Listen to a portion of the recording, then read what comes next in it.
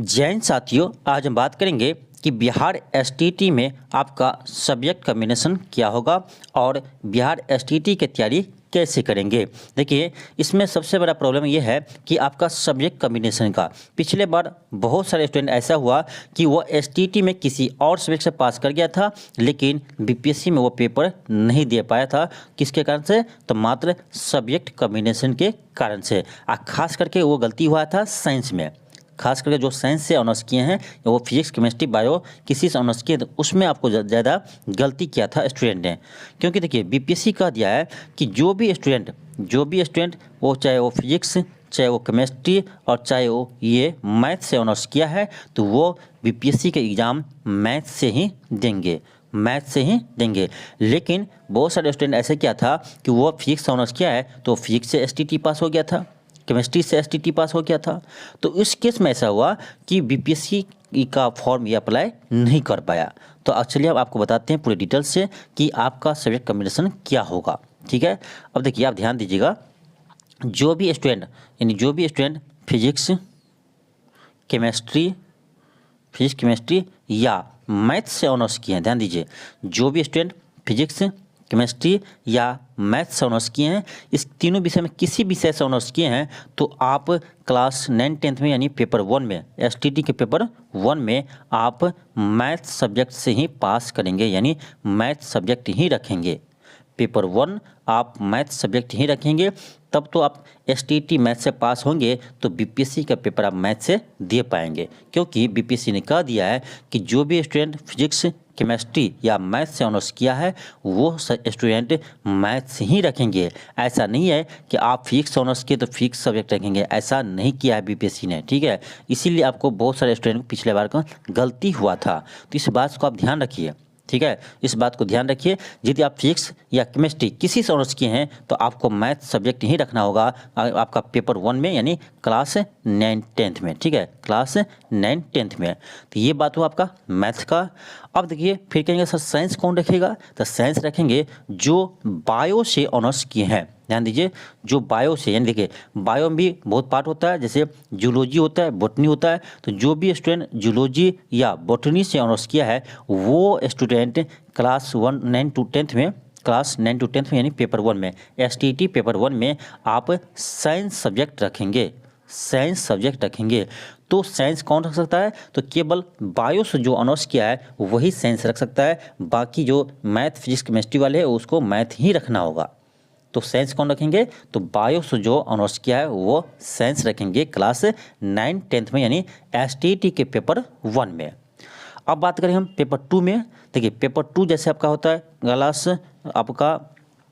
Paper 2 होता है 11-12 के लिए। ठीक है, 11-12 के लिए आपका एसटीटी का पेपर 2 होता है। तो पेपर 2 में कोई दिक्कत नहीं है आपको। पेपर 2 में जैसे जो स्टूडेंट मैंने फिजिक्स से ऑनर्स किया है, ठीक है, वो फिजिक्स से ही एसटीटी पास करेंगे। जो केमिस्ट्री ऑनर्स रखा है, वो केमिस्ट्री से ही एसटीटी भी पास करेंगे।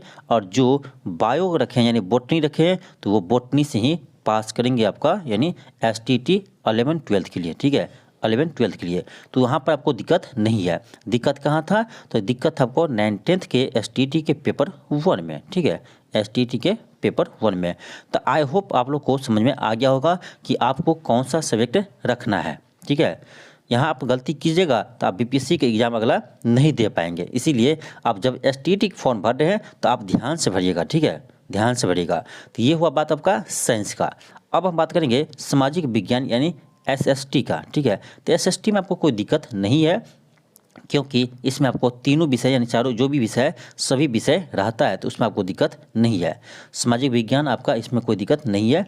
अब बात करेंगे हम लैंग्वेज का।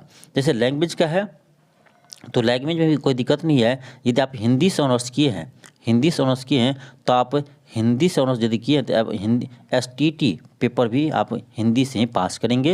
यदि आप इंग्लिश से ऑनर्स किए हैं, तो एसटीटी का पेपर भी आप इंग्लिश से ही पास करेंगे। तो उसमें आपको कोई दिक्कत नहीं है। ठीक है, उसमें कोई दिक्कत नहीं है। तो ये था आपका यानी सब्जेक्ट कॉम्बिनेशन। ठीक है, अब हम बात करते हैं आपका कि इसका आपका एग्ज़ाम पैटर्न क्या है। ये हम देखते हैं, और उसके बाद हम बात करेंगे कि इसकी तैयारी हम कैसे करेंगे। ठीक है, पहले देख लेते हैं इसका एग्ज़ाम पैटर्न क्या है। एक मिनट, यहाँ देखिए इसका है एग्जाम पैटर्न। देखिए यहाँ दिया गया है कि पेपर 1 माध्यमिक के लिए है और पेपर 2 उच्च माध्यमिक के लिए। माध्यमिक करने का अर्थ हुआ 9 to 10th और उच्च माध्यमिक यानी 11-12th। तो इसमें 2 पेपर होता है, ठीक है। अब देखिए यदि आप ऑनर्स किए हैं सिर्फ, ठीक है, बीएससी बीए कुछ भी किए तो आप 9-10 तक का ही पेपर दे सकते हैं। यदि उसके साथ आप एमएससी किए हैं या एमए किए हैं तो आप 11-12th का भी पेपर दे सकते हैं, ठीक है। तो यहाँ ये भी आपको पता हो गया। अब चलिए देखते हैं इसका एग्ज़ाम पैटर्न क्या है। एग्ज़ाम पैटर्न क्या है आप देख सकते हैं। इसमें आपका टोटल 150 क्वेश्चन पूछे जाएंगे, उसमें से आपका 100 क्वेश्चन आपके सब्जेक्ट से रहेंगे। यानी जैसे आपको बताए थे 9-10th में कि आप फिजिक्स ऑनर्स किए हैं तो आपको मैथ रखना होगा। अब जो मैथ रखे हैं तो उसको मैथ से ही 100 क्वेश्चन रहेगा, 100 क्वेश्चन मैथ से ही रहेगा। और बाकी जो आपका 50 क्वेश्चन है, 50 क्वेश्चन आपको शिक्षण कला एवं अन्य दक्षता शामिल होंगे। शिक्षण कला के साथ साथ आपका कुछ रीजनिंग रहता है, कुछ जीके जीएस रहता है। तो 50 क्वेश्चन आपको यानी शिक्षण कला और अन्य दक्षता से रहेंगे, ठीक है। तो टोटल आपका 150 प्रश्न रहेंगे, 150 मार्क का। प्रत्येक क्वेश्चन 1 मार्क का है, नो निगेटिव है, कोई भी निगेटिव नहीं है, ठीक है। तो आप देखिए ये था आपका इन एग्ज़ाम पैटर्न। अब देखिए इसका तैयारी हम कैसे करेंगे, ठीक है। इसका हम तैयारी कैसे करेंगे, देखिए एसटीटी की तैयारी करने से पहले आपको एसटीटी यानी जो पिछले बार आपका बिहार एसटीटी का पेपर हुआ है, ठीक है, बिहार एसटीटी का जो पेपर हुआ है सबसे पहले आपको इस क्वेश्चन बैंक को सॉल्व करना चाहिए, ठीक है। जो पिछले बार पेपर हुआ है इसके क्वेश्चन को आपको सबसे पहले सॉल्व करना चाहिए, उसके बाद ही आपको कुछ तैयारी करना चाहिए। क्वेश्चन आप देखेंगे कि क्वेश्चन कैसे पूछा है तो उसके अकॉर्डिंग आप तैयारी करेंगे तो अच्छे से तैयारी हो जाएगा आपका कम समय में।